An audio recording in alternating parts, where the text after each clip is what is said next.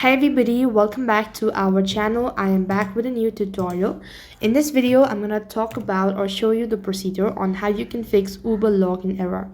If you're having issue with the login error, then what you can do is to fix it, you could follow these steps. Now, first of all, make sure that the email address and a phone number that you're using and the password that you're using matches the details you've entered when you created your account. I'm using a browser. You could also use an application. Now tap the login button, and when you tap on it, you'll be prompted to type in your information. Now while doing that, make sure that you've entered the correct information. If yes, then you could also go ahead and then you could try login. If this does not seem to be helping out, then you could request a link to reset your password by entering the email address associated with your account. So basically what you have to do is just press the login button, and you could find this forgot password option. Then press that, and it's going to ask you to enter in the registered email address, and through there you could go ahead and reset your information.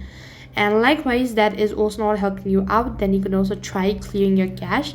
Next thing, you could go ahead and uninstall or install the app. You could go ahead and uninstall and then reinstall the application and restart your device at the same time. They should be able to fix the issue all at once. That's all for this video. I hope the video was helpful.